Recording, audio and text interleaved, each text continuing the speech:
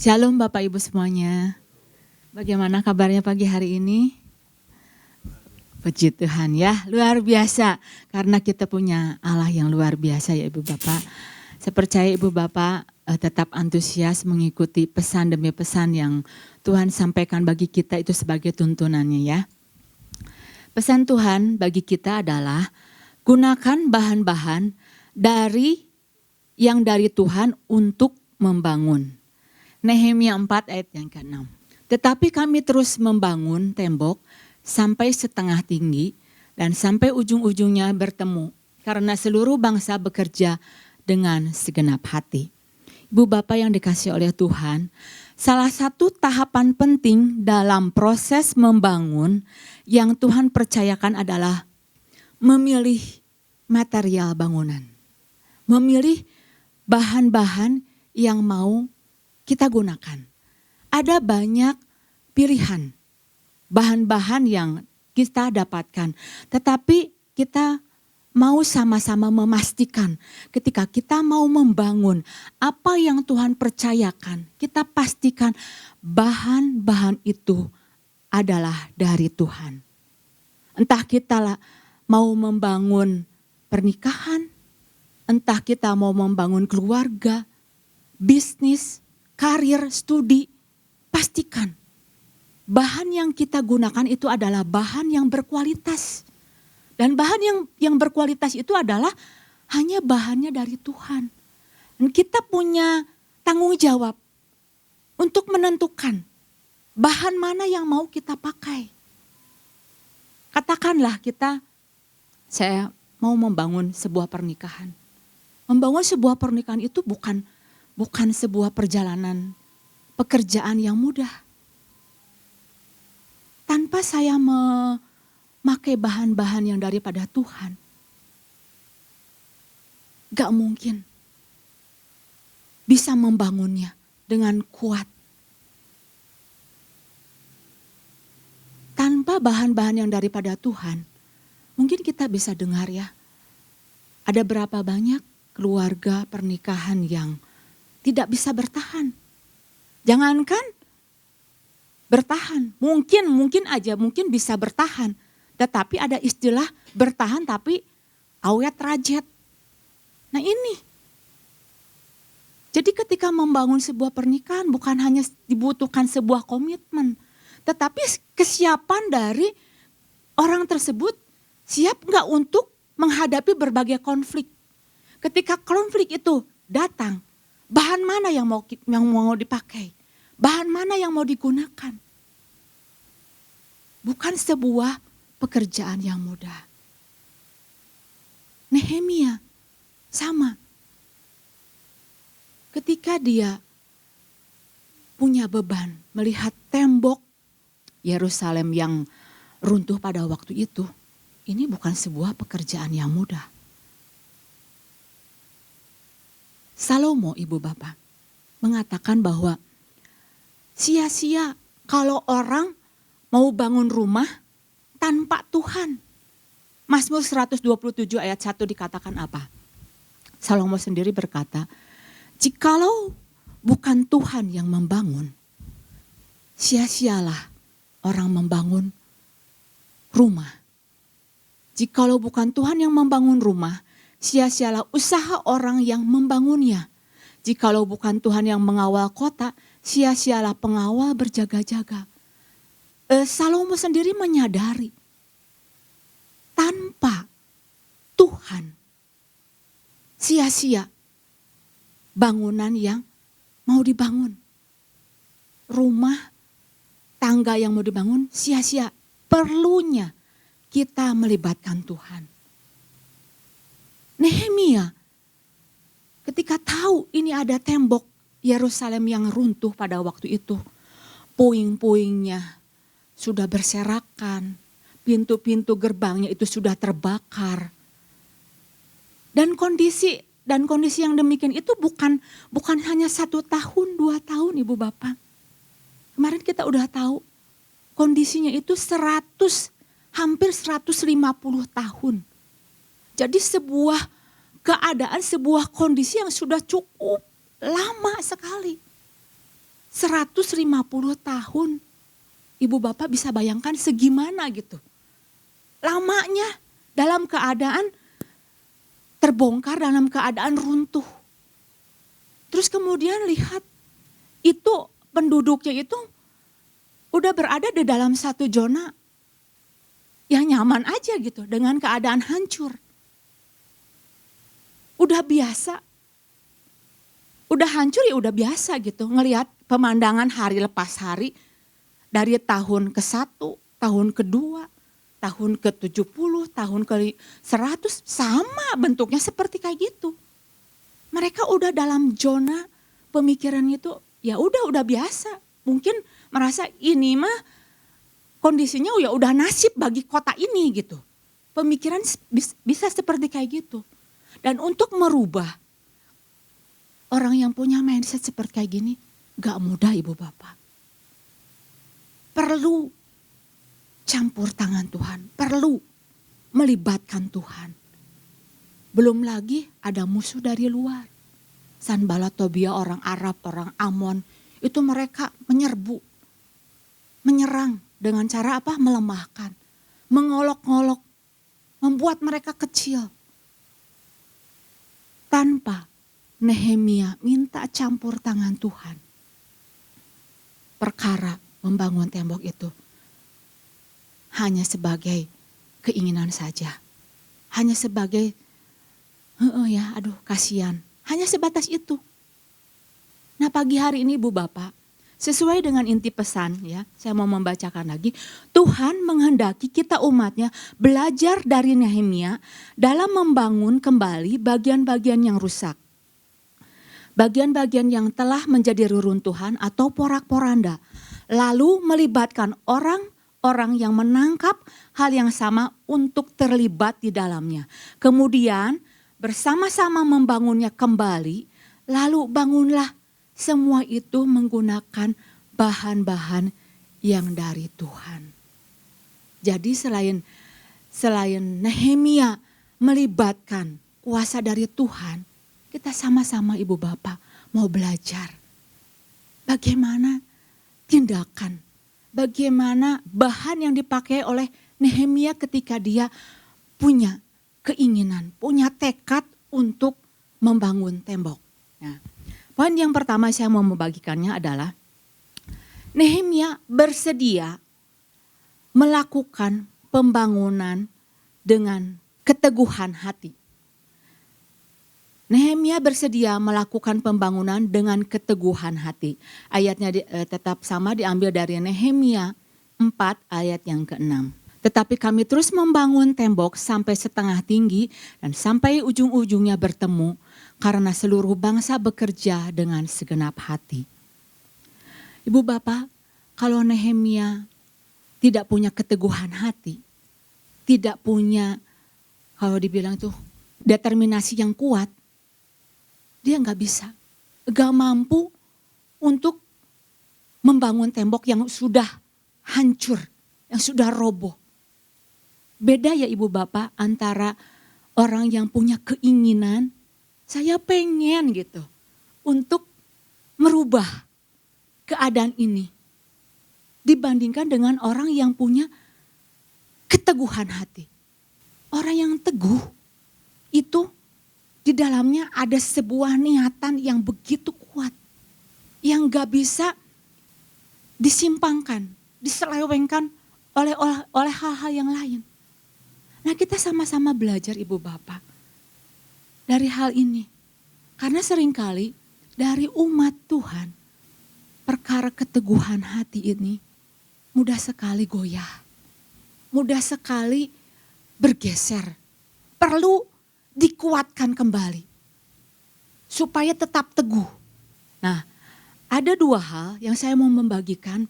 Bagaimana dari sikap keteguhan dari Nehemia, dua hal yang tercermin gitu ya ketika dia mau melakukan pembangunan, yaitu dia melakukannya pertama, melakukannya dengan segenap hati. Orang yang teguh, dia akan melakukannya dengan segenap hati. Apa yang terlintas ibu bapak ketika kita mendengar yang namanya segenap hati. Mungkin Ibu Bapak berpikir gini, kalau segenap hati itu ya sepenuh hati. Betul nggak salah. Kalau segenap hati itu serius. Betul. Serius. Kalau ada yang namanya segenap hati itu enggak main-main. Tidak setengah-setengah. Enggak ragu-ragu. Betul Ibu Bapak. Dengan yang namanya segenap hati ini. Tetapi kita sama-sama mau menggali.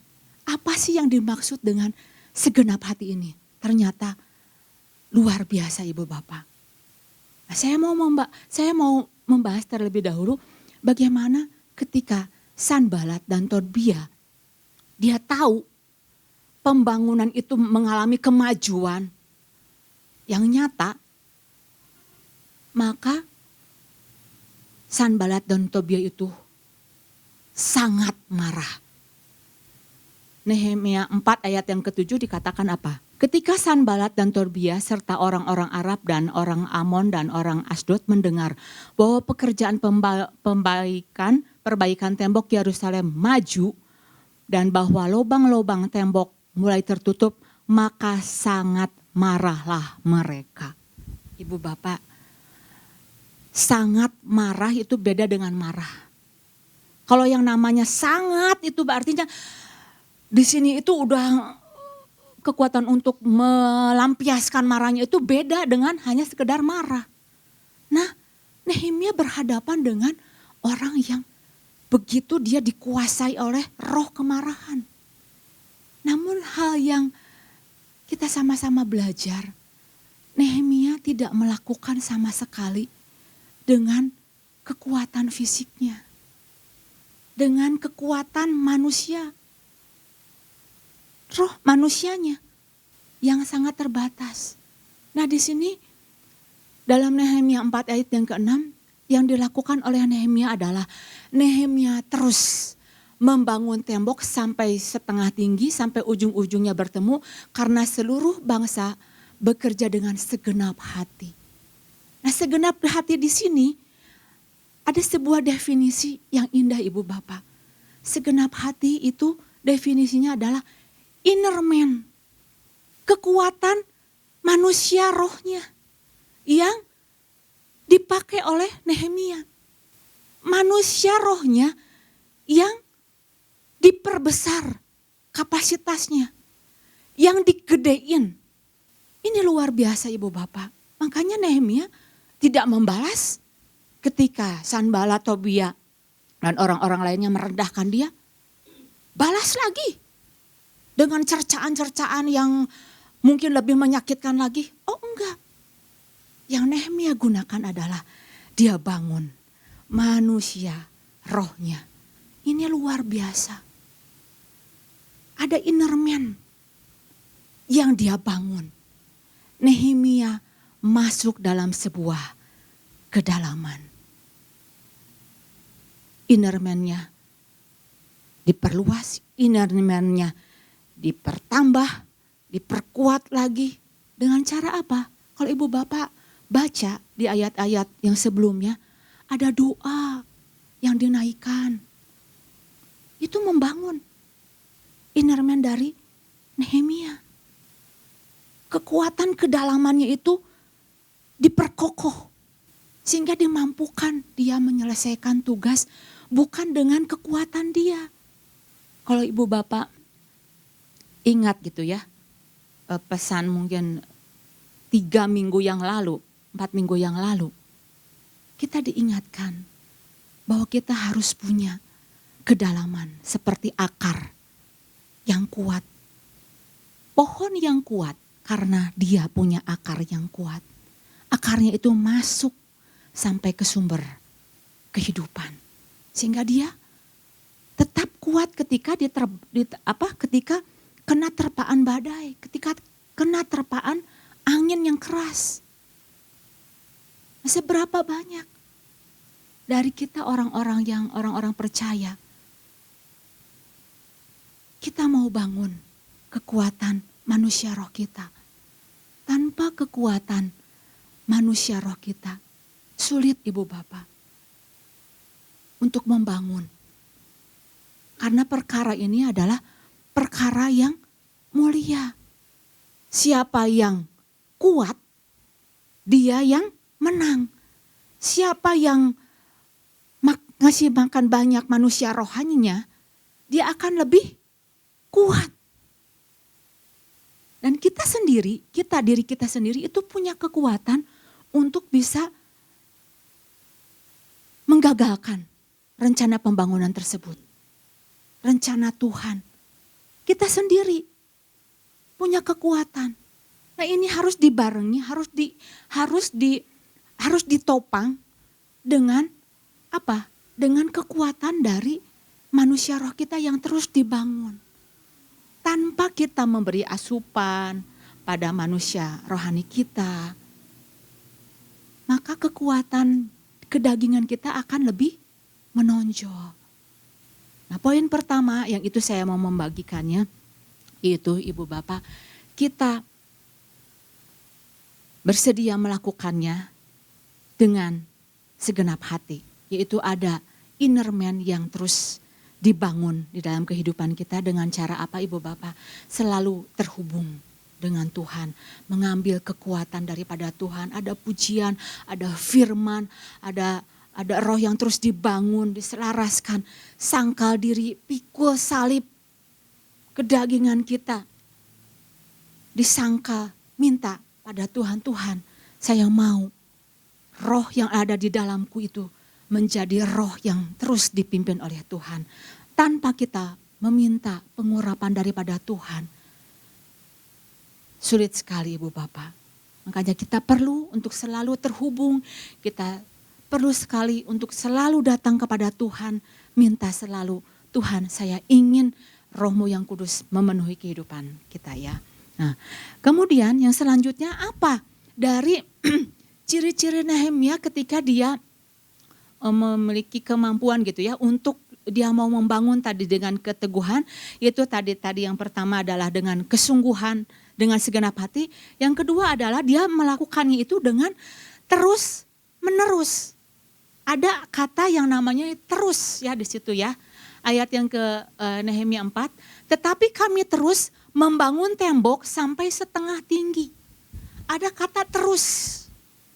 Di sini ada sebuah kata terus itu jadinya melakukan lagi. Diolok-olok oleh Sanbalat, ya tetap melakukannya. Dihina, dicemooh, direndahkan oleh musuh, ya tetap dia mau melakukannya. Ada sebuah yang namanya itu pengulangan. Diulang lagi, melakukan lagi. Terus dan terus sampai pembangunan tembok itu terjadi. Luar biasa Ibu Bapak. Kekuatan dari yang namanya terus melakukan. Tanpa kita sadari mungkin gini, aduh Tuhan, kok terus lagi sih? Melakukan ini lagi. Melakukan doa lagi. Tetapi saya percaya sekali, cara yang dari Tuhan ini adalah cara yang luar biasa. Ibu Bapak bisa lihat, tembok Yeriko runtuh, itu karena kekuatan dari pengulangan. Hari ke-6, mereka melakukannya. Mulai dari hari ke-1, melakukannya. Mengulang lagi. Hari kedua, tidak terjadi apa-apa. Terus, melakukan lagi. Hari ketiga, sama. Musuhnya masih tetap mencemooh dia. Ngapain ini? Bangsa Israel keliling-keliling cuman kayak gitu aja.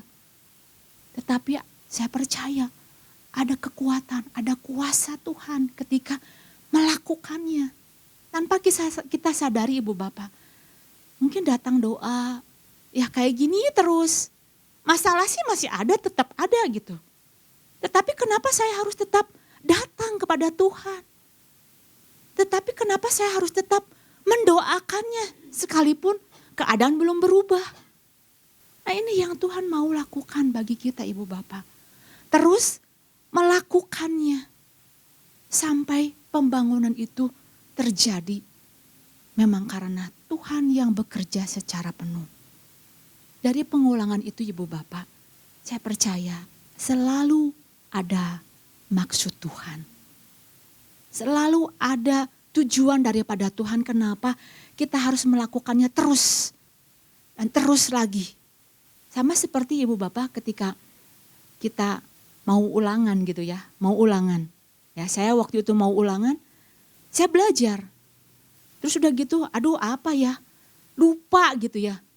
Saya belajar lagi. Oh ini. Apa yang harus saya kuasai? Oh di bagian ini. Di titik ini nih saya lupa. Saya diingatkan lagi. Saya belajar lagi. Oh iya. Nah jadi jangan sampai Ibu Bapak ketika Tuhan mengulang kembali pesan Tuhan yang udah lama. Kok balik lagi sih? Pesannya tuh sama lagi, mirip-mirip lagi kayak gini. Mungkin itu Tuhan tunjukin, itu titik lemahnya kamu. Itu titik di mana kamu belum tuntas. Itu titik di mana kamu harus melakukan pembangunan. Jadi ada banyak hal Ibu Bapak, ketika kita menyadari ada sebuah rutinitas yang mau terus kita lakukan. Saya percaya Ibu Bapak, sampai di titik tertentu Tuhan lihat dan kuasa yang daripada Tuhan itu dinyatakan pada waktu kita terus tekun, gigih mau melakukannya. Kita akan terus diingatkan, oh iya. Seorang anak kecil ketika dia lupa, firman Tuhan ajarkan apa? Orang tua harus terus mengajarkannya berulang-ulang lagi. Berulang-ulang lagi. Jadi ada banyak hal Ibu Bapak yang kita mau tangkap di dalam kehidupan kita. Ketika kita tahu, kita menyadari Tuhan, saya mau melakukan pembangunan tembok yang udah runtuh. Dan saya mau terus melakukannya sampai apa yang Tuhan sudah janjikan itu boleh saya nikmati sepenuhnya. Nah 2 hal ini yang saya mau membagikannya bagi Ibu Bapak, biar setiap kita mau terus melakukannya dengan segenap hati, bangun manusia roh kita lebih lagi perkuat, perluas. Dan kita mau terus, jangan sampai kita bosan untuk terus melakukannya sekalipun. Pembangunan belum terlihat, tetapi saya percaya sekali kuasa Tuhan tidak ada yang mustahil. 150 tahun sudah runtuh, tetapi hanya dengan 52 hari itu terjadi. Dahsyat, kalau Tuhan sudah bekerja, tidak ada yang dapat menghalanginya. Demikian firman Tuhan, Tuhan Yesus memberkati.